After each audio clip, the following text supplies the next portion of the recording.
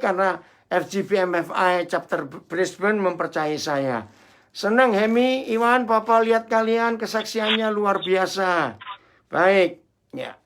Temanya menarik sekali. Ketika beberapa saudara saya share tema ini, ada yang bertanya, iya ya, apa betul memang begitu? Ketika kita mempercayai Tuhan, ternyata kelihatannya sulit sekali.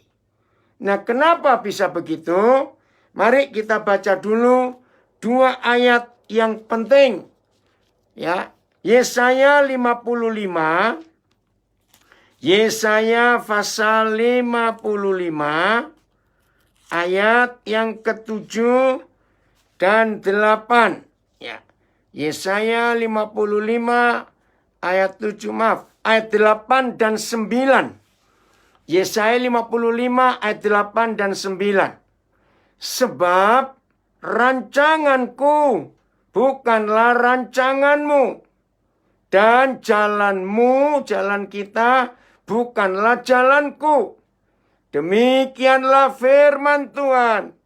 Seperti tingginya langit dari bumi, demikianlah tingginya jalanku dari jalanmu, dan rancanganku dari rancanganmu.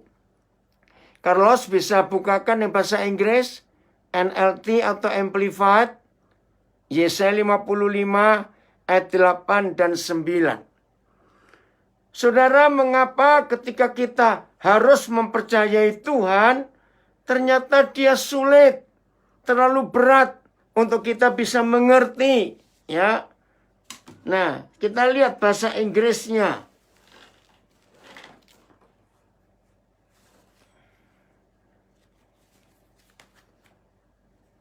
Oke, bahasa Inggris. Saya bacakan ya, Koden. Ya, silakan. Oke, dari versi NLT New Living Translation, Ya. Yesaya 55 ayat 8 sampai 9. My thoughts are nothing like your thoughts, says the Lord, and my ways are far beyond anything you could imagine. For just as the heavens are higher than the earth, so my ways are higher than your ways, and my thoughts higher than your thoughts. Ya. Nah, kalau kita melihat dan membaca firman ini, maka jelas mengapa kita ketika sudah mempercayai Tuhan, tapi rasanya sulit untuk dimengerti. Ya, karena cara kita berpikir dengan cara Papa berpikir far beyond. Jauh sekali. Begitu pula planning-planning kita. Dengan rencana-rencana Papa di surga far beyond. Nah, maka kita harus punya satu sikap yang pertama.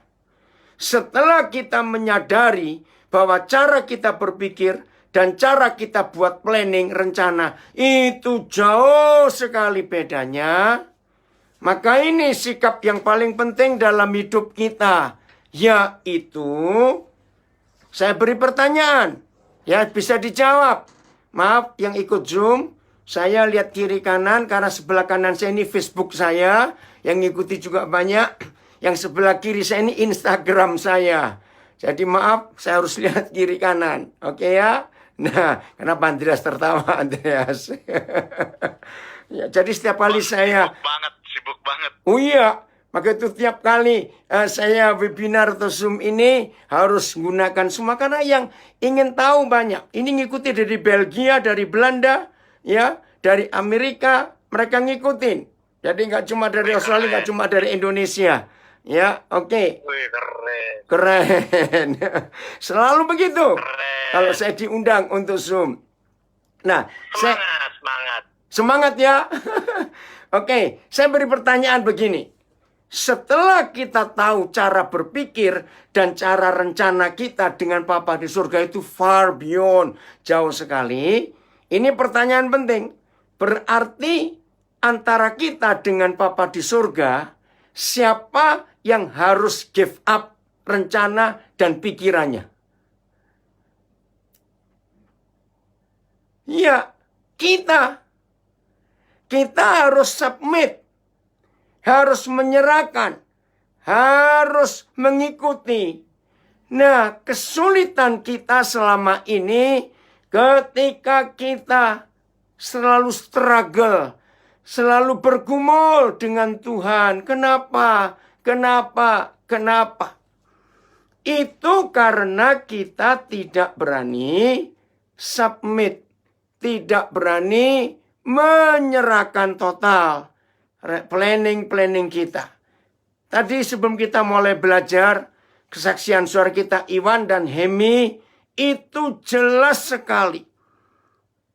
Kedua saudara kita ini punya usaha restoran, punya usaha taksi, ya, transportasi.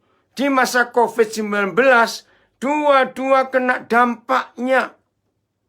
Saudara, bulan awal Mei yang lalu, ketika salah seorang anak saya kena COVID, ya dia ada di rumah sakit, media di Jakarta.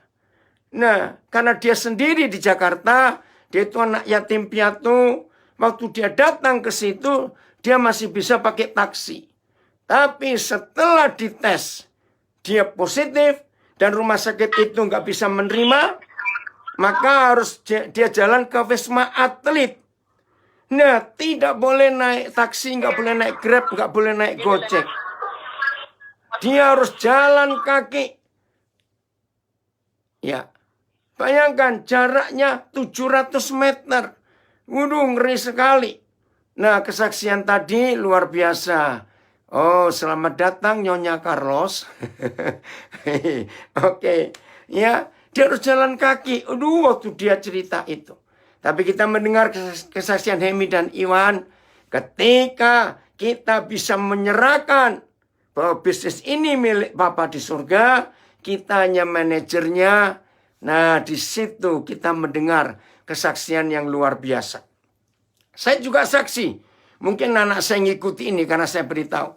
Salah seorang anak saya di Tulungagung, Jawa Timur. Ya, dia sudah running Chinese restaurant. Tahun ini 2020 itu 12 tahun. Dan the best in town. Ya, restorannya. Nah, ketika pemerintah memberi pengumuman akhir Maret semua harus tutup. Nah, yang luar biasa, saudara, namanya Steven, istrinya namanya Irene. Yang mereka khawatirkan bukan kehidupan mereka. Anak mereka 3, ya, mereka juga punya bisnis yang lain di Tulungagung itu. Yang mereka pikirkan karyawannya. Nanti bagaimana? Apalagi akhir April itu puasa. Mau masuk lebaran. Nah, itu saya kagum sekali. Jadi mereka nggak mikir tentang kebutuhan mereka. Kalau restoran itu tutup. Tapi mereka pikir karyawan. Nah, saudara dengarkan konsep ini. Ini luar biasa. Lalu mereka datang kepada Bapa di surga. Mendoakan karyawan itu. Sebab di Indonesia ada satu di antara pilihan. 2 pilihan. Saya nggak tahu kalau di Australia. Pilihan pertama, dirumahkan. Saya nggak tahu istilah itu. Jadi karyawan pegawai itu tidak di lay off, tapi suruh diam di rumah dan digaji separuh atau kurang. Tergantung perjanjiannya. Atau yang kedua, betul-betul di PHK, lay off. Nah, mereka nggak ingin dua-duanya dilakukan. Nah, tapi bagaimana? Restoran harus tutup. Tiba-tiba istrinya yang namanya Irene dapat suatu impresi dari Roh Kudus. Begini, kan dapurmu bisa tetap buka. Nah, saudara, sebagai manusia, nah percuma dapur dibuka kalau nggak ada yang makan. Karena nggak boleh dine in, nggak boleh makan di dalam. Dia bingung. Tahu-tahu Roh Kudus luar biasa memberikan wisdom, suatu heavenly idea, ide dari surga. Nah, di rumah restoran mereka itu ada 8 masakan yang the best dan itu paling laku. Saya nggak ingat semua, salah satu ayam kung pao, 1 black pepper ya dari sapi, apalagi ya tom yum itu. Nah terus mereka diskusi dengan Roh Kudus. Terus diapakan? Nah kalian jual bumbunya saja. Loh, yang beli siapa kalau jual bumbunya? Nah, mereka nurut. Saudara, dan diberi nama aduk rata. Saudara bisa cek di Shopee ada, di Google ada. Aduk, diaduk itu loh, rata. Dan mereka tidak pakai bahan pengawet sama sekali. Nah itu kan lebih repot. Bagaimana mau jual? Tapi mereka nurut. Mereka berkata kepada karyawan, memang harus tutup, tapi dapur buka. Jadi kalian kerja. Saudara, sampai bulan September ini, bumbu masakan mereka yang cuma 8 item itu sudah tersebar ke seluruh Indonesia. Hanya gara-gara dapat hikmat dari Roh Kudus. Nah, seminggu setelah Lebaran, jadi akhir Mei masuk awal Juni, mereka telepon saya sambil menangis. Loh, saya pikir ada masalah apa ini? Enggak, kami menangis bahagia. Ternyata sejak awal April, ketika aduk rata ini kami ikuti petunjuk Tuhan, karyawan mereka tidak berhenti kerja. Bahkan mereka bisa dapat THR, atau kata THR ya tunjangan hari raya. Bahkan mereka bisa menikmati, dan di situ karyawan melihat, karena mereka tahu pemiliknya ini anak Tuhan. Dan mereka tahu bagaimana pemiliknya berdoa kepada Tuhan Yesus. Saudara, kesaksian yang luar biasa. Jadi berkat. Nah, yang lebih hebat lagi dia berkata begini. Papa tahu kenapa? Selama 11 tahun kami kerja, 12 tahun kami kerja. Ternyata hasil selama COVID-19 ini dibanding bulan-bulan sebelumnya, justru ini lebih banyak hasilnya. Padahal restoran nggak dibuka, cuma jual bumbu saja. Sudah lihat di Shopee atau di Google, hebat. Nah, maka itu saudara, kalau dalam hidup kita berani menyerahkan, menaklukkan ide-ide kita, rancangan-rancangan kita kepada Bapa di surga, maka trusting God bukan seems hard, tapi seems easy. Mudah sekali, asal kita berani menaklukkan keinginan kita kepada Dia. Oke, sekarang kita belajar tentang Maria. Semua tahu ya Maria? Oh, keren sekali. Begini, siapa pernah membayangkan, oh Diki kamu hadir, senang nak papa, kamu hadir dari Bekasi. Bekasi aman ya? Ya. Saya Dedi, ya, dari Manokwari dan dari mana-mana. Saya mau cerita. Apa yang terjadi pada Gabriel? Tahu ya Gabriel? Kalau dia diutus ke dunia, mencari gadis yang zaman itu mau hamil sebelum menikah, tetapi Papa di surga tidak menunjuk spesifik Maria di Nazaret. Tapi Papa bilang begini kepada Gabriel, Gabriel, mulai besok kamu turun ke dunia. Cari gadis yang mau hamil sebelum menikah. Kira-kira Gabriel perlu berapa tahun ya? Turun ke dunia hari ini. Dia keliling-keliling. Hei gadis-gadis, siapa mau hamil sebelum menikah? Masih ingat hukum zaman itu? Berzina, di stoning, dilempari batu sampai mati. Zaman itu. Hamba Tuhan, gembala dari Karawang hadir, puji Tuhan. Saudara, berapa tahun? Enggak tahu. Hari ini turun keliling-keliling, enggak ada. Dia pulang ke surga lagi. Besok turun lagi cari tempat lain. Hei, siapa mau ambil sebelum menikah? Saudara, Papa langsung menunjuk kepada Maria. kamu turun ke Nazaret, temui Maria. Nah, Maria itu mempercayai Tuhan walaupun bukan sulit. Not just a hard, but very hard. Kenapa? Mati.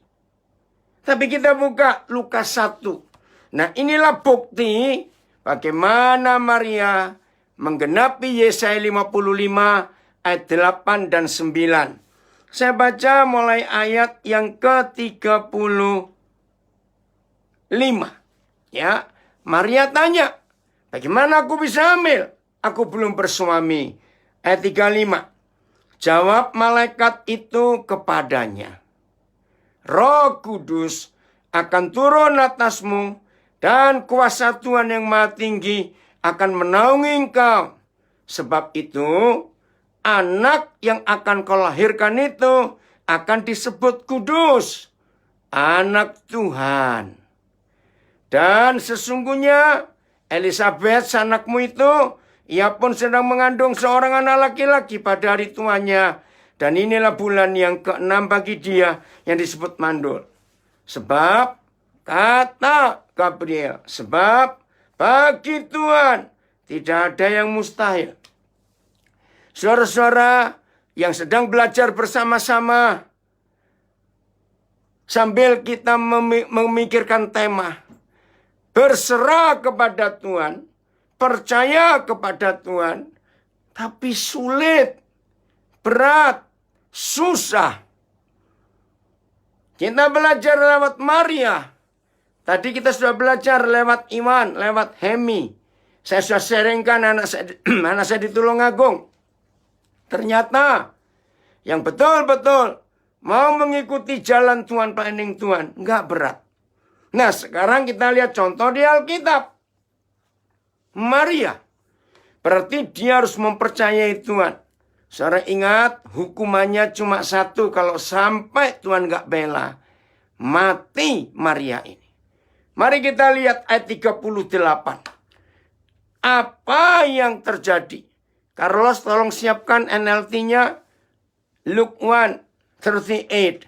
Saudara, ini luar biasa kata Maria. Sesungguhnya aku ini adalah hamba Yahweh. Jadilah padaku menurut perkataanmu itu. Ayo saya tanya jujur. Kalau dibaca, enteng atau berat? Ayo, kalau dibaca enteng atau berat? Bacanya enteng. Enteng. Betul, Andreas. Bacanya enteng, saudara. Jadilah, sesungguhnya aku ini adalah hamba Yahweh. Jadilah padaku menurut perkataanmu. Tapi resikonya mati.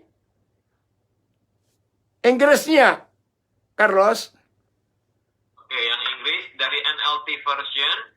Mary responded, I am the Lord's servant. May everything you have said about me come true. Yeah. And then the angel left her. And then the angel what? Left, meninggalkan Yeah, dia. left her. Oke. Saudara, ini kayak saya tiap kali baca ayat ini geli. Gelinya begini ya. Kalimat terakhir, the last word. And then the angels left her. Pertanyaan saya, lalu malaikat itu meninggalkan dia. Gini loh pertanyaan saya. Oh, goedemiddag, mevrouw Koning dari Den Haag. Ini anak saya dari Den Haag, ikut sudah ya. Jadi ramai tambah ramai ini. Nah, saya tanya kepada saudara, perlu nggak sebetulnya ditulis bahwa malaikat itu setelah dengar Maria jawab langsung pergi? Ayo, saya ingin diskusi. Siapa aja boleh jawab. Pak Suwiknyo boleh ikut jawab.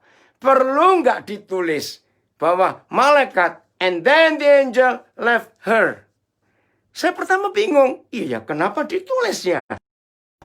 Kan nggak perlu ditulis juga kita tahu. Ayo, jawabannya perlu tidak ditulis. Ayo, mana yang jawab? Kok nggak ada yang nulis?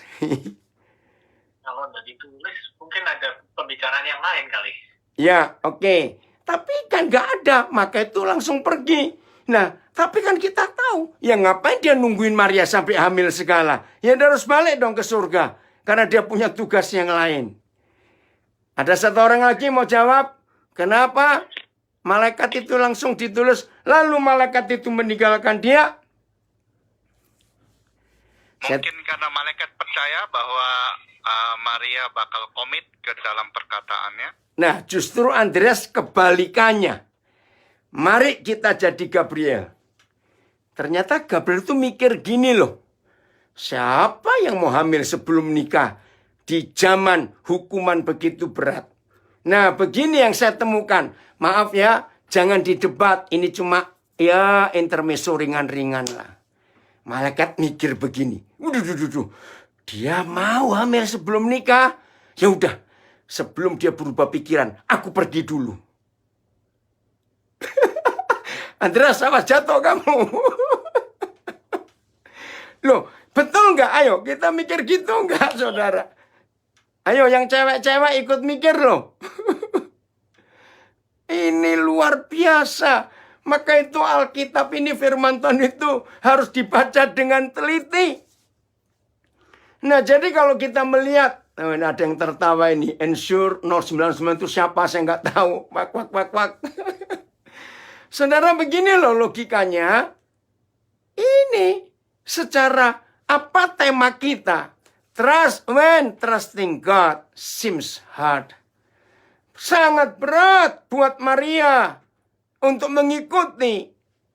Tapi dia berkata, nah maka itu, oh Eni apa kabar? Ya, dengarkan saudara. Tadi kita percaya di Yesaya 50, masuk akal intermezzonya. Baik, tadi kita sudah baca Yesaya 55. Karena cara kita berpikir, dengan cara Papa berpikir, cara kita buat rencana, dan cara Papa buat rencana, far beyond, jauh dari pemikiran kita, maka kita ambil keputusan, ya lebih baik kita yang menyerahkan semua planning, rencana, ide kita kepada dia.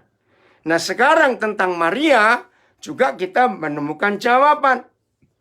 Ternyata, untuk percaya, trusting God, itu tidak merasa berat kalau saudara dan saya punya sikap hati seperti Maria. Apa itu? I am your servant. Aku ini hambamu. Nah, kata servant itu artinya slave. Saudara ingat zaman perbudakan dulu? Tidak ada hak sama sekali bagi seorang budak. Nah, jawabannya, kalau ada di antara kita murid-murid Tuhan Yesus, ya betul, manusia suka berubah-ubah pikiran. Betul, Arnold Pinontoan. Maka itu malaikatnya cepat pergi sebelum berubah pikiran Maria itu. Nah, saudara, yang menyebabkan kita merasa berat untuk mempercayai Tuhan, karena kita punya planning, punya ide sendiri. Nah, Andre, kamu harus pegangan dulu ya. Om Den mau cerita lagi, pasti kamu akan lompat-lompat ini. Tahun 78, saudara, saya diminta mimpin retreat remaja, teenager, di pedalaman Kalimantan Tengah, Tamiang Layang. Oh, itu naik perahu ya, dari Banjarbaru. Lewat 3 sungai baru sampai. Nah, judulnya Yesus itu Tuhan. Nah, setelah saya sharing cerita semuanya, saya tanya pada anak-anak remaja itu. Nah, sekarang saya tanya kepada kalian, apa hal yang paling sulit untuk kalian serahkan kepada Yesus yang adalah Tuhan kalian semua? Banyak yang tanya, oh luar biasa. Tapi ada satu saudara, yang saya mau marah, mau tertawa, saya nggak tahu. Begini, anak laki. Oh, kata-katanya sangat rohani, manis. Saya pikir ini di pedalaman, listrik aja nggak ada, TV nggak ada zaman itu. Tapi ada seorang anak muda yang begitu polite. Cara ngomongnya itu manis sekali. Saya sampai kagum ada anak itu. Jadi Apa yang kamu takut untuk kamu serahkan kepada Tuhan? Dengar jawabannya. Jodoh, Om. Oh ya? Kenapa takut menyerahkan jodohmu kepada Tuhan? Andre, pegangan kamu. Saya takut dikasih yang jelek, Om, oleh Tuhan. Nah, saudara, saya tadinya mau marah. Oh, Parlot pernah pelayanan di sana. Tahun berapa itu? Ayo kita jujur ya. Setelah saya mau marah, karena ini anak kok begitu. Nah, waktu itu saya juga belum menikah. Ayo Andreas, kamu jawab ya. Awas kamu gak jawab. Ayo jujur. Kalau kita belum menikah, ide anak itu masuk akal nggak? Ayo jawab. Masuk akal. Masuk akal. Kalau Tuhan kasih yang jelek, bagaimana? Saudara, sejak itu saya belajar. Mengapa mempercayai Tuhan, trusting God, seems hard? Karena kita tidak mau bersikap slave, hamba. Kita punya planning terlalu banyak. Sehingga kita beranggapan Tuhan akan ngerecoki. Tahu kata ngerecoki? Tuhan akan nyampurin semua. Apa yang planning-planningku ini. Nah, bukan begitu. Kalau kita hidup di dalam kebenaran. Percaya bahwa Tuhan itu luar biasa, planningnya yang terbaik. Amin. Kita harus percaya itu. Oke. Yang berikut, Maria. Jadi nama Maria itu artinya, saudara, taat. Raymond, who hated Matthew? Dari Bandung ini, koordinator dari Bandung juga di Sadewa sekarang. Ini ada saudara dari Belanda, dari Bandung. Nah, sekarang kita belajar. Jadi Maria itu artinya taat. Maaf, saya cuma guyon saja. Kalau ada di antara kita yang sedang belajar hari ini, yang punya nama Maria, tapi nggak pernah taat, lebih baik ganti jadi Mario saja. Oke? Karena nggak pernah taat. Maria itu artinya luar biasa. Contoh yang berikut. Yosef in Egypt. Yusuf waktu di Mesir. Ayo, kira-kira masih ingat kisah Yusuf? Berat nggak ketika Yusuf harus mempercayai Tuhan? Ternyata yang dia alami justru sebaliknya. Dalam Kejadian 37, berat Pak Daniel, betul. Tapi ini yang kita mau belajar. Buat Yusuf tidak berat. Noh, kenapa? Karena sepanjang Yusuf mengalami penderitaan, siksaan yang begitu mengerikan. Tidak tertulis di satupun ayat tentang hidup Yusuf. Dia berdoa, dia mengadu, dia menjerit, minta tolong ke surga. Tidak ada. Dia enjoy, dia nikmati. Ini yang luar biasa. Jadi Kejadian 37 itu pertama kali nama Yusuf disebut.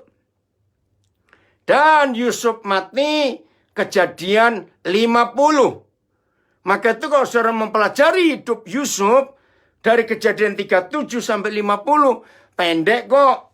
Tapi di dalamnya kita menemukan hal-hal yang luar biasa.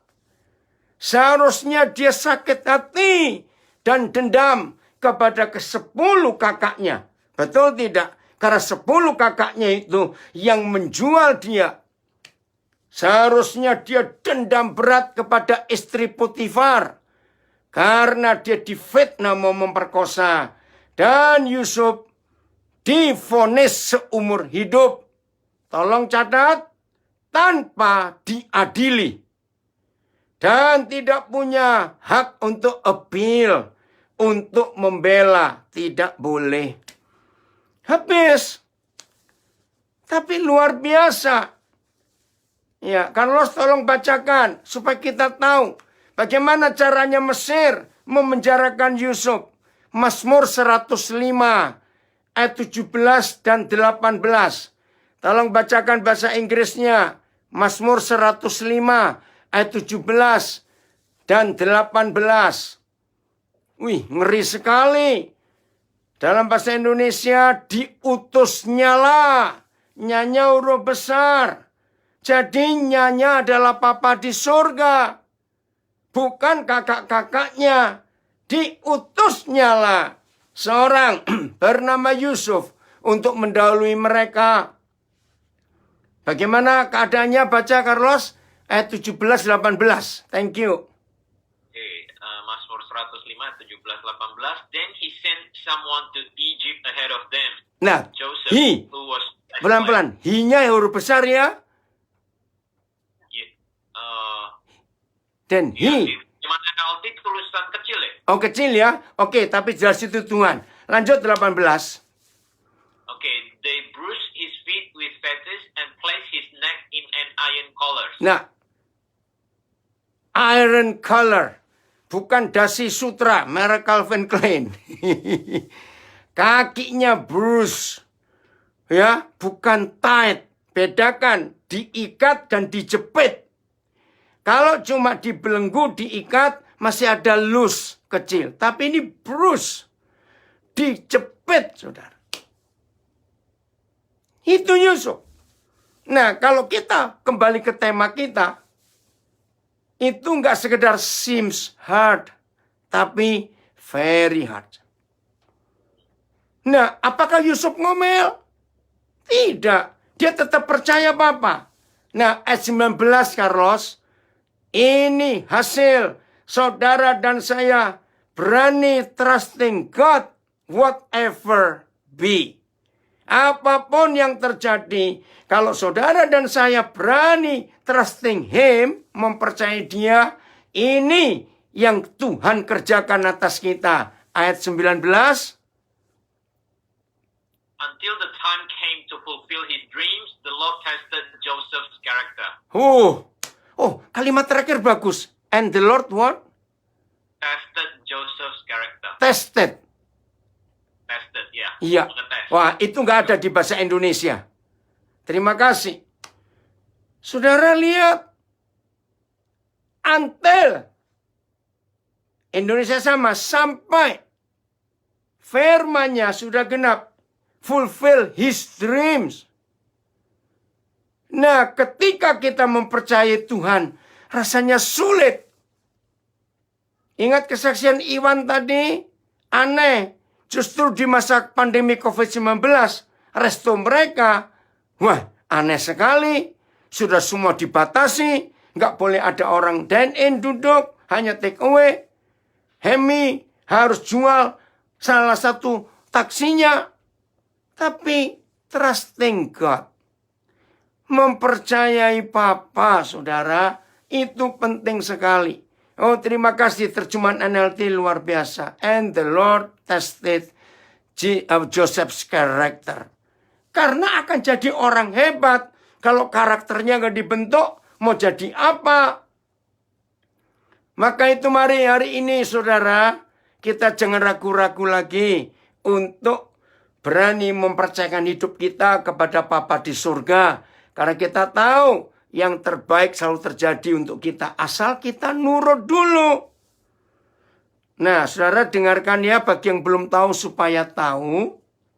Yusuf sampai hari terakhir dia hidup di dunia. Ini yang luar biasa. Dia tidak punya rekor dosa sama sekali. Musa punya daftar dosa. Nuh punya daftar dosa. Abraham punya daftar dosa.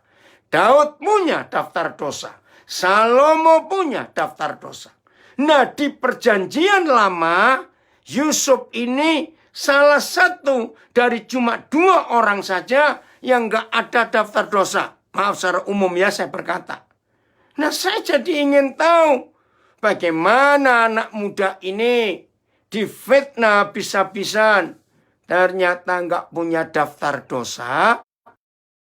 Tadi Tuhan betul-betul bagi Yusuf nggak ada yang lain. Ya, dia trust the Lord. Serius. Nah, ternyata begini. Ketika Yusuf harus diuji, ya, dengan berbagai-bagai macam. Dari yang nggak enak-enak sampai nggak enak lagi. Kapan dia sempat enak? Kalau saudara baca Kejadian 39, ya. Oh, Anita, kamu jatuh dari sepeda kemarin di Belanda. Tuhan menguatkan. Ya, Papa berdoa. Tuhan Yesus menyembuhkan. Nah, Yusuf mengalami itu semuanya dengan ucapan syukur dan tetap mempercayai Tuhan. Ini yang luar biasa.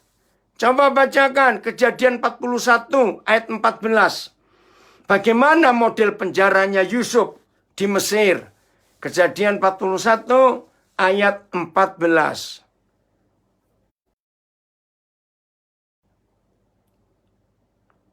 Ya, Carlos, silakan.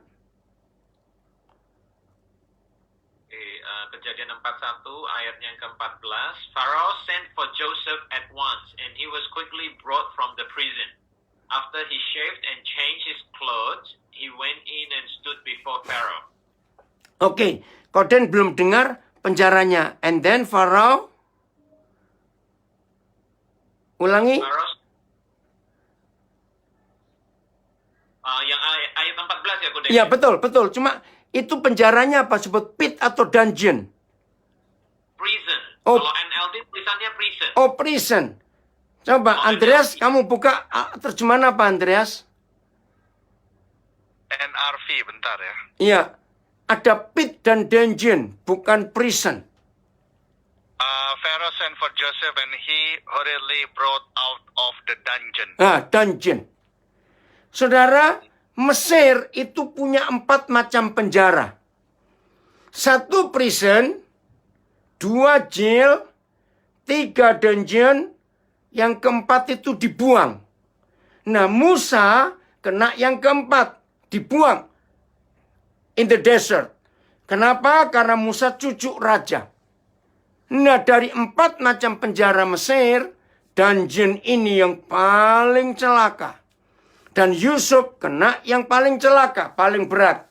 Kenapa? Karena dia kriminal berat, mau memperkosa istri pejabat Mesir. Padahal bukan begitu.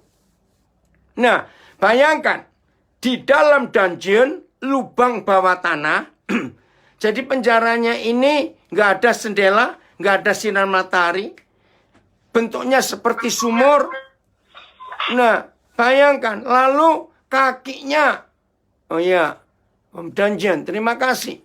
Lalu kakinya dibrus, ya bukan dirantai, tapi dijepit, lehernya masuk ke dalam besi. Saudara bisa bayangkan, boleh nggak Yusuf protes? Tuhan, kalau tahu aku taat tidak berzina dengan istri Potifar, hasilnya seperti ini, maaf, ini manusia. Lebih baik aku berzina, commit adultery, diajak kok, bukan Yusuf yang mau. Ngerti nggak maksud saya, saudara? Tapi Yusuf ini luar biasa. Walaupun mempercayai Tuhan, sulit, berat rasanya masuk penjara. Begitu mengerikan. Tapi perhatikan tadi dalam bahasa Inggrisnya. Coba Philip tayangkan lagi. At once. Ya, begitu Yusuf dipanggil oleh Firaun. Saat itu juga. Ternyata dari penjara menggenapi mimpinya itu cuma 1 step. Betul atau salah, saudara? Menurut ayat 14 ini. Kejadian 41. His dreams fulfill only 1 step from the prison, from the dungeon. Ini luar biasa. Nah, maka itu, kalau ada di antara kita, hari-hari ini mengalami hal yang berat dalam hidup, tetap trusting God. Tetap. Jangan berubah setia. Maka itu, dari banyak kisah. Nah, saya menemukan ya, Saudara mau catat boleh. Dan tolong kalau ada yang bisa membantu saya. Bahasa Inggris, saya menemukan kalimat ini. Setan kalah kepada Yusuf. Jadi gini kesimpulannya ya. Ini ayatnya nggak ada. Cuma saya merenung hidup Yusuf. Setan tuh ngomong gini loh. Sob, mulai sekarang sesuka-suka lu. Senjata gue sudah habis. Maka itu sampai Yusuf mati, tidak ada catatan dosa. Karena setan sudah, orang Hokkien bilang bohwat. Sudah nggak tahu. Carlos masih ingat bohwat, orang Medan. Nah, ternyata begini. Nah, tolong bahasa Inggrisnya, saya ingin tahu. Begini, Yusuf. Ya, saya temukan konsepnya. Ternyata Yusuf bisa menang atas semuanya. Karena Yusuf bisa menikmati dengan senikmat-nikmatnya ketidaknikmatan itu. Nah, ini bahasa Inggrisnya apa? Yusuf bisa, ayo Andreas kalau bisa nolong Om.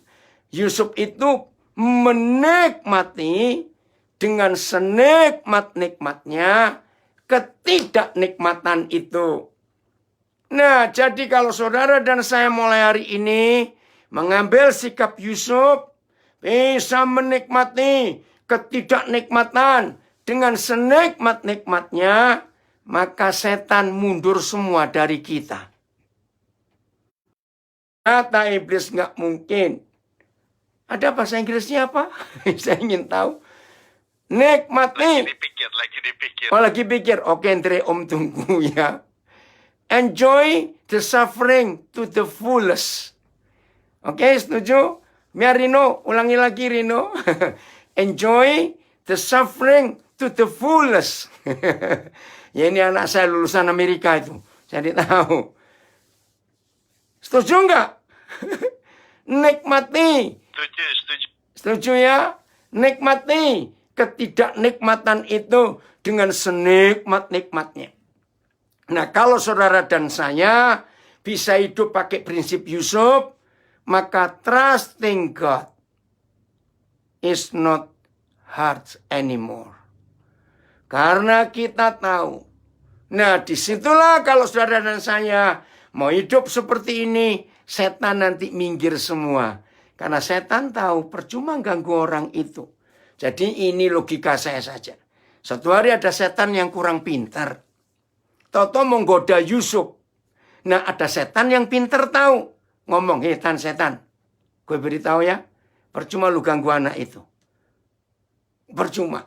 Jadi di antara setan-setan pun sudah saling memberitahu. Kalau Yusuf jangan diganggu, percuma. Pasti kita yang kalah.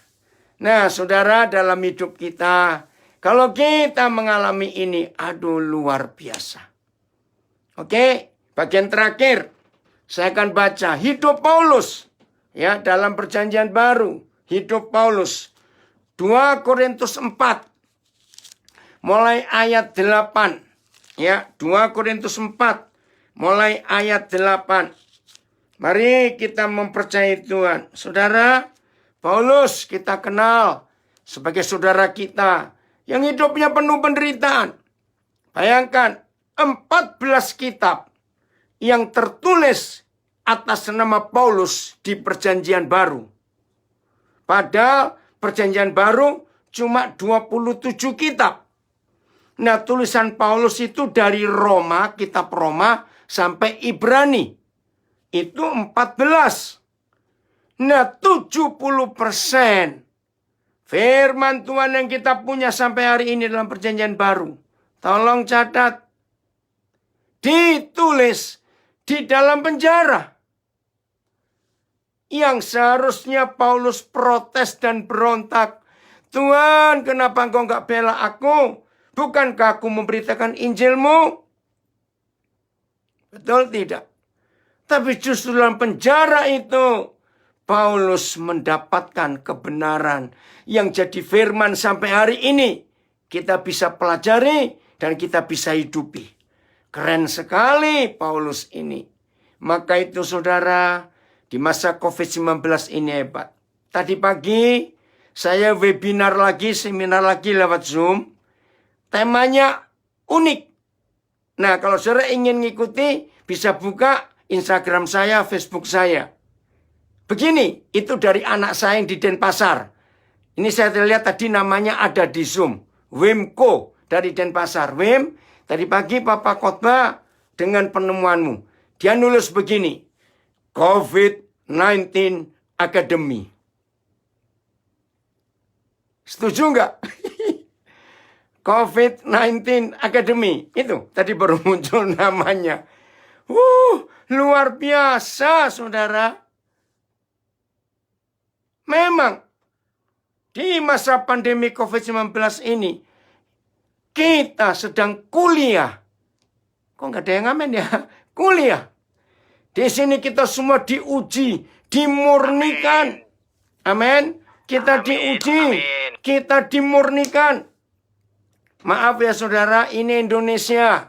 Ya, COVID-19 Academy. Betul, Carlos. Itu jadi keren sekali. Maaf, ya, di Australia nggak seheboh Indonesia. Gereja-gereja besar. Begini loh saudara, maafkan saya. Biasanya kalau sudah Jumat sore, para pemimpin pujian, worship leader, para singers, pemain musik, asyir gereja, bahkan istri-istri hamba Tuhan, bahkan gembala-gembala yang mau khotbah, maaf. Kalau sudah Jumat sore ke malam, semua saudara itu sudah sibuk hari Minggu nanti pakai baju apa, jas apa. Karena mau pelayanan. Betul? Tapi sekarang dengan COVID-19, aduh, ini seharusnya Minggu tanggal 20 September, saya khotbah di Jakarta karena dipikir sudah selesai. Yeay, Jakarta harus lockdown lagi. Maka tadi saya dapat kabar dibatalkan. Iya, memang sudah nggak boleh lagi. Bayangkan saudara. Maka itu kita hadir di hadapan Tuhan tanpa yang wah. Dengan hati saja. Karena cuma di rumah. Nggak cuma work from home. Tapi Sunday service from home. Di rumah semuanya. Ayo kita mulai. Tuhan. Nah ini dia. Ayat 8. 2 Korintus 4. Ya. Mulai ayat 8. Oh ya nanti saya kenalkan ini. Di depan saya ada anak saya Iwan. Ya. Dia tuh nggak apa-apa. Papa ngomong dia tuh masih muslim. Tapi senang kalau saya ke Bandung, dia pasti hadir. Saya ngajar di mana saja. Coba saya buka dulu supaya dilihat. Mana ini? Kok belum? Sudah kelihatan belum? Belum ya? Nah itu dia, Iwan tuh. Orang Sunda asli, saudara. Iwan, coba saya geser dulu. Mana Iwan? Itu dia. Nah, itu orang Sunda asli. Iya, bentar. Yang sini belum ini, yang sini belum. IG-nya. Udah ya? Salam. Nanti kalau saudara mau kenal, saya kasih nomor teleponnya, kontak dia. Tanya-tanya dia. Bagaimana dia belajar firman. Ya. Saya nggak mempengaruhi dia untuk pindah agama, tidak. Biar dia menentukan sendiri. Asal dia suka mendengar kebenaran yang saya sharing. Oke ya? Lanjut. Ayat 8. Begini kata Tuhan. Dalam segala hal. Berarti nggak ada satupun yang terlewatkan. Dalam segala hal. Kami ditindas. Apa bahasa Inggrisnya, Carlos? Ditindas? Dibilangnya press hard. Press hard. We are hard pressed on every side but not crushed. Nah, press hard from every side, but not crushed. Jadi nggak sampai hancur, ya. Dalam segala kami ditindas, namun tidak terjepit. Kami habis akal, namun tidak putus asa. Apa habis akal bahasa Inggrisnya, Carlos? Perplexed but not in despair. Woi, perplexed but not in despair. Keren ya, saudara? Jadi nggak usah takut. Kalau ada hal-hal berat dalam hidup kita, kita alami. Jalani saja. Ayat 9. Kami dianiaya. Ada kata torture? Kata apa dipakai? Apa? Persecuted. Ya, saya ulangi. Kami dianiaya, namun tidak ditinggalkan sendirian. Terima kasih, Papa. Kami dihempaskan, dibanting dengan keras. Inggrisnya apa? Struck down. Struck down. Wow, itu dia. Namun, dikatakan, mana tadi? Namun tidak binasa. Nah, kata namun, but, Inggrisnya pakai kata but-nya, ini kuncinya, saudara. Maka itu ketika hal-hal berat terjadi di hidup kita, tetap trusting Him.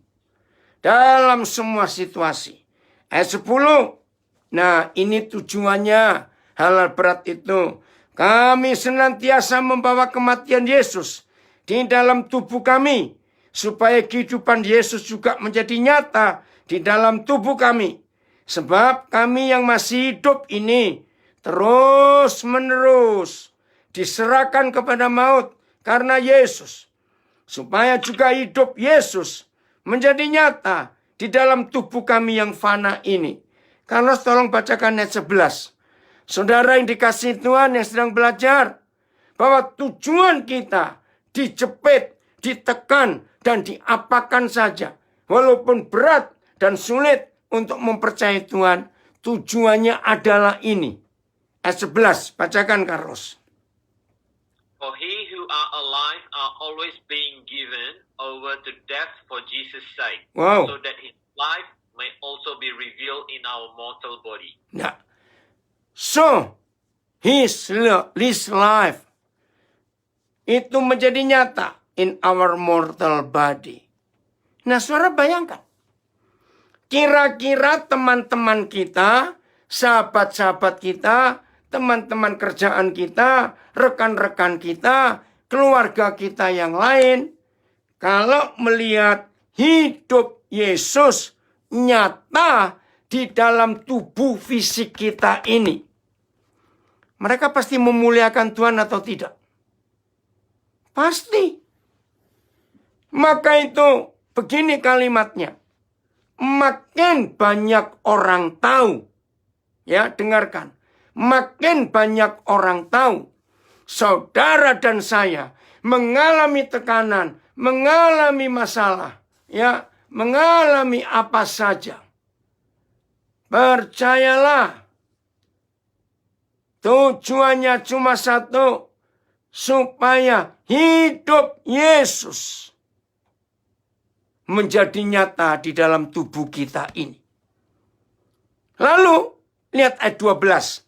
Saya baca bahasa Indonesianya dulu. Ya, ayat 12. Maka demikianlah maut, kematian Yesus, giat, ya, selalu bekerja di dalam diri kami, dan hidup giat di dalam kamu. Lah, kamunya bukan kami. Kamunya adalah orang-orang di sekitar kita. Maaf, yang melihat hidup kita. Inggrisnya, Carlos, ayat 12. Ayat 12. Oh, ini dia ya. He lived in the face of death, but this has resulted in eternal life for you. Wow. Haleluya. Yang Inggris lebih jelas daripada bahasa Indonesia. Begitu maut, kematian Yesus giat bekerja di hidup kita, ternyata hidup yang kekal, eternal life, itu dimiliki oleh semua orang yang ada di sekitar kita. Bukankah ini tujuan Injil? Supaya semua orang diselamatkan? Oh, luar biasa. Ini kalau kita suka membaca dalam berapa bahasa terjemahnya, maka kita bisa lebih belajar lebih banyak lagi untuk kita mengerti. Keren ya saudara? Kalau hidup yang kekal itu dialami oleh orang-orang yang kenal kita, yang tahu kita, karena hidup Yesus senantiasa. Nah, di dalam ayat 8 dan ayat 8 dan 9, ayat 10 dan 11, tolong perhatikan Carlos, ada dua kata penting. Ayat 10, kami senantiasa membawa kematian Yesus. Ayat 11, sebab kami yang masih hidup ini terus-menerus diserahkan kepada maut karena Yesus. Bahasa Inggrisnya pakai apa? Senantiasa dan terus-menerus. Ini kuncinya, saudara. We live under constant danger of death. Under constant danger of death. Terus yang 11? Itu yang 11 tadi. Oh, 11. Yang 10? Yang 10 tulisannya through suffering our bodies continue to share in the death of Jesus. Continue. Saudara, maka itu kalau kita mempelajari firman ini, tema yang kita pilih hari ini, when trusting God seems good. Bukan hard, easy. Karena ada tujuan yang Tuhan dipermuliakan lewat hidup kita.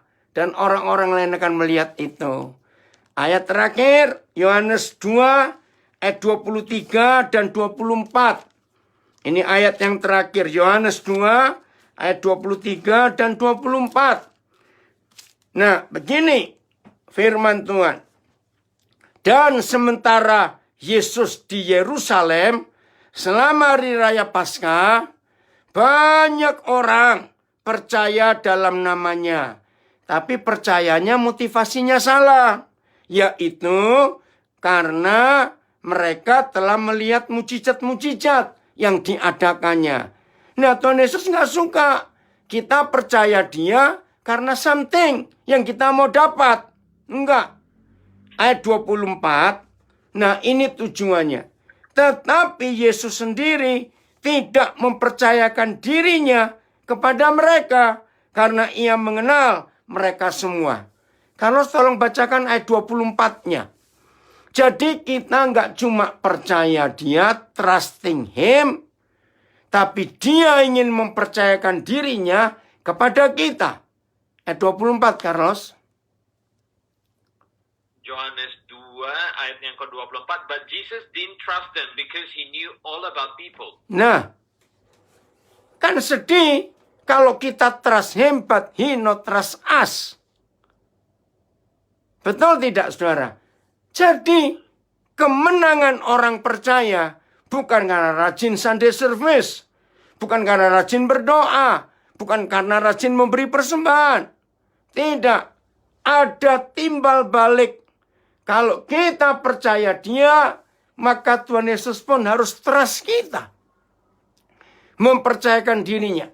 Maka di akhir pelajaran ini, kita harus bisa menjadi orang-orang kepercayaan Tuhan. Kita nggak cuma percaya dia, tapi dia juga mempercayai kita. Oh, itu luar biasa.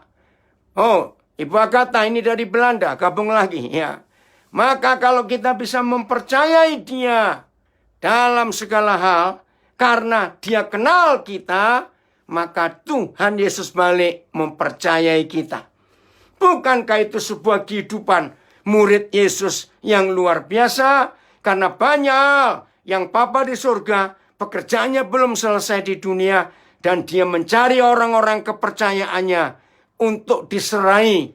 Begitu banyak hal. Ya, terima kasih Carlos, bukan cuma jadi orang percaya, tapi menjadi orang kepercayaan. Puji Tuhan. Maka itu jangan merasa berat dalam mempercayai Tuhan. Trusting God. Oh, luar biasa. Terima kasih untuk kesempatan saya boleh mengajar dan bersaksi kepada saudara semuanya. Tuhan Yesus memberkati. Jadilah pelaku firman.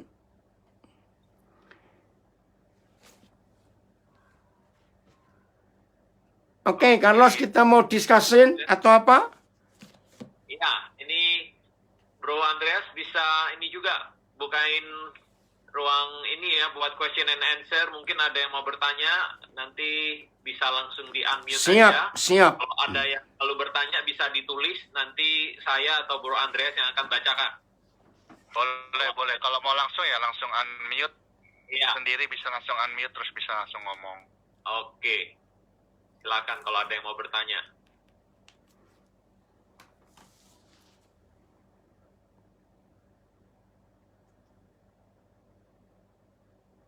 Kalau malu bertanya mungkin bisa ditulis aja nih. Jadi saya atau Bro Andreas nanti yang ini.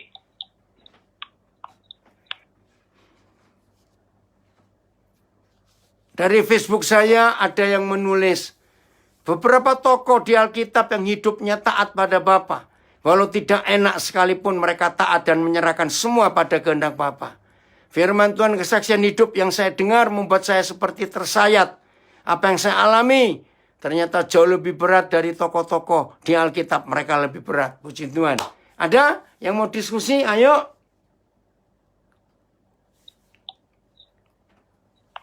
Ini ada pertanyaan yang cukup menarik.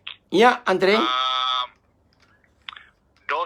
Mengenai dosa yang tidak dapat diampuni adalah dosa menghujat Roh Kudus. Ya. Itu kira-kira maksudnya apa? Apakah karena dengan tidak percaya Yesus atau melakukan sesuatu meskipun Roh Kudus sudah mengingatkan kita agar jangan dilakukan? Ya. Yang pertama kita lihat firman itu muncul ketika Tuhan Yesus mengusir setan. Ada orang-orang Farisi ahli Taurat berkata, kamu mengusir setan pakai kuasa setan. Nah, itu menghujat.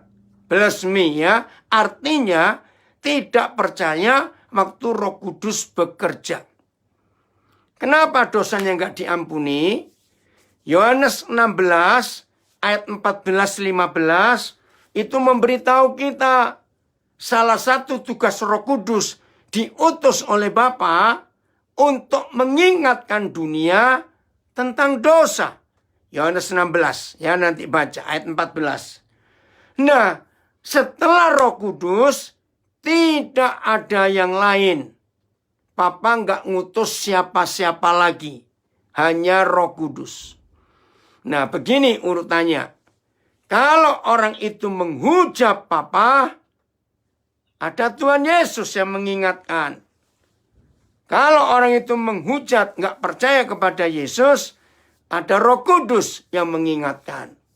Tapi kalau Roh Kudus bekerja pun, orang itu menolak, ya dengan sendirinya Andreas, siapa nggak tahu yang tanya tadi, dia menolak semua keselamatan. Karena dia nggak percaya lagi. Nah, itu dia. Jadi Bapa, Firman, dan Roh Kudus itu satu dan bekerja bersama dengan fungsi yang berbeda. Jelas ya? Ada lagi? Mungkin saya mau tanya nih, Koden. Silakan. Tadi kita udah dengar kesaksian dari Hemi, dari Ko Iwan, dan mungkin juga teman-teman yang lain di mana ada pertolongan Tuhan lah. Tapi ini yang saya pengen tanya nih, saya juga ada beberapa teman-teman, realitanya ini anak-anak Tuhan yang ini kita bicara orang-orang yang sungguh-sungguh cinta Tuhan nih ya, mengalami situasi yang berat. Wah, yang berat. Tadi yang disaksikan ya ditolong Tuhan, tapi ada yang kehilangan pekerjaan, tidak sedikit yang bisnisnya sampai harus ditutup dan dalam keadaan kesulitan. Pertanyaannya, apakah mereka tidak cukup trust kepada Tuhan sehingga mereka mengalami itu, atau mereka lagi mengalami apa yang Yusuf ngalamin, lagi masuk ke dungeon, sedang dipasung kakinya dan lain sebagainya. Kita taunya gimana? Kalau kita dalam situasi susah, apakah kita kurang trust kepada Tuhan, atau kita lagi memang sedang dibawa Tuhan untuk masuk ke dalam dungeon itu? Ya. Yang pertama, masing-masing kita itu punya rahasia dengan Tuhan. Ngerti nggak maksud ini? Karena yang tahu cuma kita dengan Tuhan. Oke? Yang kedua, Tuhan, Papa di surga akan selalu terlibat di hidup kita kalau kita mengizinkan Dia terlibat. Nah, ayatnya di Wahyu 3 ayat 20. Kita semua hafal ayat itu. Tuhan Yesus berkata begini, lihat, aku berdiri di muka pintu sambil mengetok. Barang siapa mendengar suaraku, ketok pintu dan buka pintu, maka aku masuk. Aku makan bersama dengan dia. Dan dia makan bersama dengan aku. Maaf Carlos, ini bukan kode menghakimi. Tidak. Seperti kesaksian anak di pedalaman tadi. Ketika dia tidak berani menyerahkan hak jodohnya kepada Tuhan, berarti Tuhan gak bisa intervensi tentang jodohnya. Ya sudah, kamu milih sendiri. Nah, artinya kalau kamu milih sendiri dan ternyata ada gak cocok, ada masalah di keluargamu, jangan salahkan aku. Karena kamu gak libatkan aku. Nah, Wahyu 3:20 itu jelas. Apa yang jelas? Tuhan Yesus aneh. Masa sih dia nggak punya kuasa untuk bisa masuk walaupun pintunya, kuncinya nggak dibuka? Coba jawab. Dia bisa masuk nggak kalau kuncinya nggak dibuka? Bisa masuk nggak? Kalau mau bisa. Bisa, karena dia Tuhan. Nah, di sini kita belajar. Jadi Tuhan kita itu very polite. Dia sangat sopan. Dia nggak pernah dobrak. Dia tunggu kita izinkan dia atau tidak. Nah, ini mungkin. Mereka yang berusaha yang seperti itu mungkin. Untuk bisnis, untuk kerjaan, mereka nggak libatkan Tuhan. Ya, kalau Tuhan nggak libatkan, ya berarti Tuhan nggak mau terlibat, nggak bisa apa-apa. Nah, kesaksian, ya, Lord Jesus is gentleman. Betul, sopan sekali, ya. Nah, dari berapa kesaksian tadi, Iwan, Emi, termasuk Steve yang di Tulungagung, karena mereka tahu, mereka cuma manajer, bukan owner. Nah, Tuhan diserahkan, ini milikmu, ya sudah. Nah, tadi pagi, waduh, saya dapat kesaksian yang luar biasa. Ada anak saya sudah menikah 8 tahun. Sudah berobat ke dokter kemana. Nggak tahu di mana gangguannya. Sehingga istrinya belum hamil. Nah, pertengahan Agustus yang lalu, dia di layoff. Tapi secara tidak adil. Ya memang alasannya COVID-19. Tapi ada beberapa prinsip yang nggak dilakukan oleh perusahaan. Waduh, dia marah-marah. Dia mau sue perusahaan itu. Wah, dia mau melapor polisi semua. Nah, dia cari saya bimbing dia. Ampuni. Kamu nggak boleh sue. Nah, saya pakai contoh Yusuf. Nikmati. Ya, tapi kami makan apa? Nah, saudara, saya beritakan begini. Coba bacakan Pengkhotbah 9 ayat 10. Ecclesiastes 9 ayat 10. Itu yang saya katakan kepada dia sambil marah-marah. Nah, itu pertengahan Agustus kemarin. Ya, baru sebulan kira-kira. Bahasa Indonesia begini. Segala sesuatu yang dijumpai tanganmu untuk dikerjakan, kerjakanlah itu sekuat tenaga. Sebab gak ada pertimbangan setelah orang itu mati. Bahasa Inggrisnya, Carlos? Whatever you do, do well. For when you go to the grave, there will be no work or planning or knowledge or wisdom. Nah, whatever ya you do, yang kamu kerjakan sekarang, kerjakan dengan sepenuh hati, doing well. Nah, terus saya tanya, nah sekarang ini kalian masih punya kerjaan apa? Masih marah-marah dia. Aku nggak punya. Tunggulah, jangan emosi. Nah, karena istrinya ada juga, saya selama COVID-19 ternyata saya punya bisnis online. Apa itu? Kuliner. Nah, kebetulan istrinya suka masak. Oh ya? Nah, terus saya tanya pada istrinya, kira-kira kalau suamimu ikut terlibat di bisnis ini, dia ikut bantu, ikut marketing, buat foto, masukkan ke online, semuanya itu, ya. Nah, bisa nggak cukupi? Oh, bisa. Apalagi ini makanan. Jadi untuk kami dua, nggak perlu belanja khusus. Bisa ikut makan dari apa yang kami kerjakan. Nah, saya bilang begitu. Ya ampun, dasar cowok, saudara. Dia gengsi. Apa? Aku bantu kamu masuk dapur. Saya bilang, jangan sombong, jangan sombong. Pokoknya saya nasihati.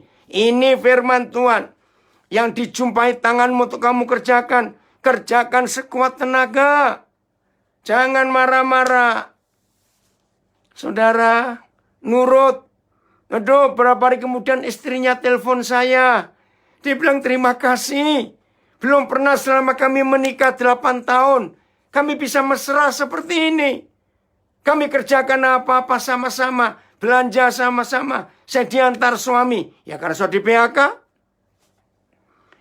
Tadi pagi saya dapat berita. Sampai saya ikut menjerit. Apa beritanya? Ternyata istrinya hamil, saudara, di tes hari ini. Bayangkan nunggu 8 tahun. Terus saya bilang, sekarang kamu telepon mantan bosmu. Bilang terima kasih aku di layoff. Ayo ngomong sekarang. Nah itu contohnya. Saudara, maka itu yang sedang alami kesulitan, terpuruk semua. Ayo periksa diri kita. Sejauh mana Tuhan Yesus terlibat di hidup kita. Sejauh mana. Makin dalam kita memberi kesempatan Tuhan Yesus untuk bekerja di hidup kita. Maka makin hebat Tuhan bekerja di hidup kita. Betul, Lolong. Ini anak saya menjadi kepercayaan Yesus. Makin banyak visi baru. Proyek ilahi harus kita kerjakan. Betul. Iya. Jelas, Carlos? Iya. Jelas. Ada yang lain?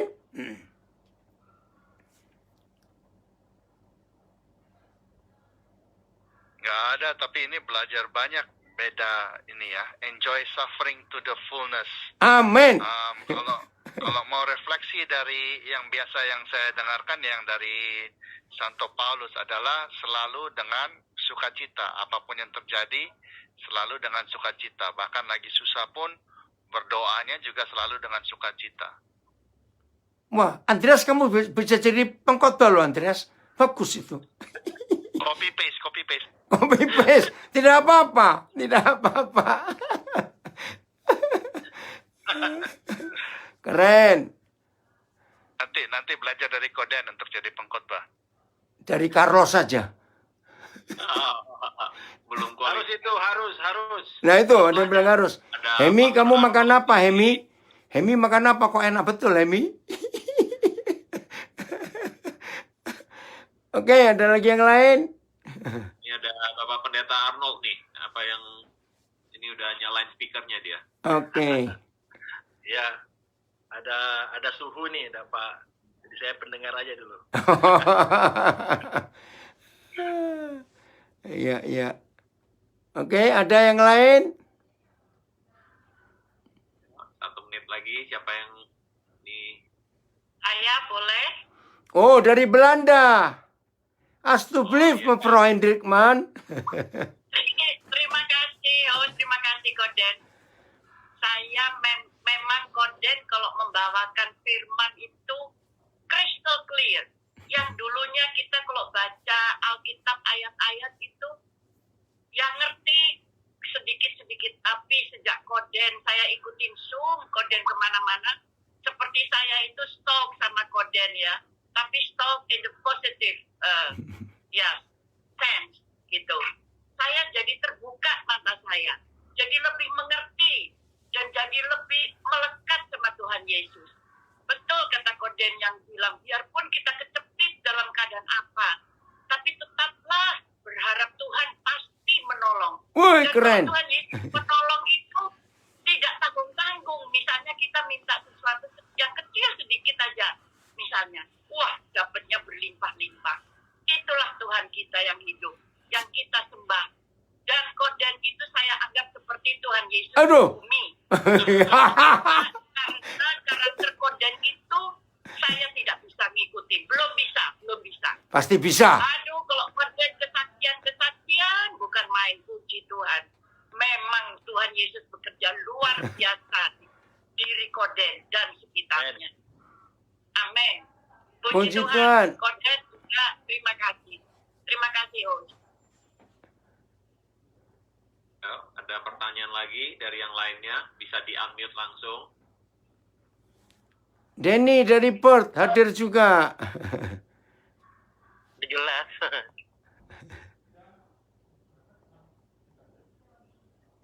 Nah, kalau saya bisa share ada pengalaman dari teman saya kan mengenai ini bersukacita meskipun lagi susah. Itu kayak ada teman kerja dan mereka punya divisi pelan-pelan di outsource ke India. Jadi artinya mereka harus training pengganti mereka di India. Jadi dia coba, oke, namanya bersukacita artinya trainingnya juga dengan senang hati.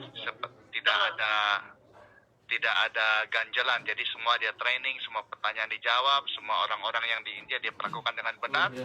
Akhirnya seluruh timnya pada akhirnya di make redundant, tapi dia sendiri tetap. Tuhan. Oh ya, Den. Papa lupa. Denny yang mana ini? Oh ya, Pak. Hebat. Betul sekali, Andreas. Kesaksian yang luar biasa. Oke, ada lagi yang lain? Kalau nggak ada, kita akan tutup. Ini kasih waktu 30 detik lagi untuk bertanya. Kalau nggak, kita akan tutup ini ya. Ya. Denny, Papa minta nomor teleponmu ya. Kasih ke host. Yang dari Perth. Ayo, siapa yang berdoa, Carlos? Sebelum berdoa, foto dulu Carlos. Semua bikin video terus difoto. Oh. Iya, bisa tolong dinyalain nggak ininya, kameranya semuanya. Jadi ya kita foto sebentar. Ya, Wim, jangan keluar dulu, Wim. Mau difoto. Oke, saya buka masker saya Iya, tolong dulu. dinyalain sebentar. Udah, kita... Ya, oke, thank you. Ini videonya udah dibuka semuanya. Saya ambil fotonya sekarang. Oke. Ayo foto. Udah. Halaman 1 udah. Kita ke halaman kedua. Oke, pasang senyumnya.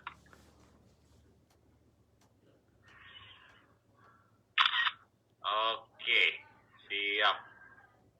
Oke, semuanya udah difoto. Kita minta ini nih, sesepuhnya kita, Om Sam, Samuel Matair, untuk tutup kita dalam doa kita, Om Sam.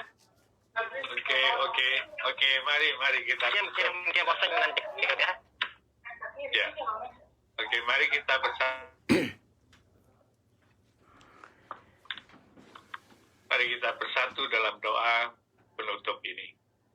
Tuhan, terima kasih Tuhan kalau kami boleh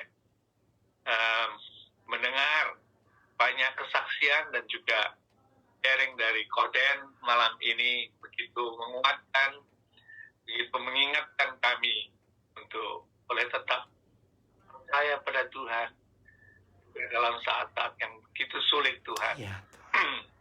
Dan kami percaya bahwa Engkau Tuhan yang akan melakukan banyak hal yang di luar pemikiran kami. Pikiran-Mu jauh, jalan-jalan-Mu jauh lebih di atas daripada kami Tuhan. Terima kasih Tuhan, terima kasih sekali lagi bahwa kami boleh memakai Zoom ini Tuhan. Amin. Untuk berfellowship, untuk boleh bertemu. Terima kasih Tuhan. Biarlah Engkau yang memberkati setiap dari kami. Dan biarlah firman-Mu boleh terus kami pegang dan kami lakukan dalam hidup kami Tuhan. Terima kasih Tuhan juga untuk Koden. Biarlah Engkau juga memberkati pelayanannya, kehidupannya dan juga anak-anak yang ada di Nabiri Tuhan. Dan juga di mana-mana di seluruh dunia Tuhan. Biarlah Engkau juga menilik mereka satu persatu. Di dalam nama Tuhan kami, Yesus kami, terima berkat-Mu Tuhan. Amin. Amin. Amin. Puji Tuhan. Terima kasih Oke, untuk thank you semuanya. Koden.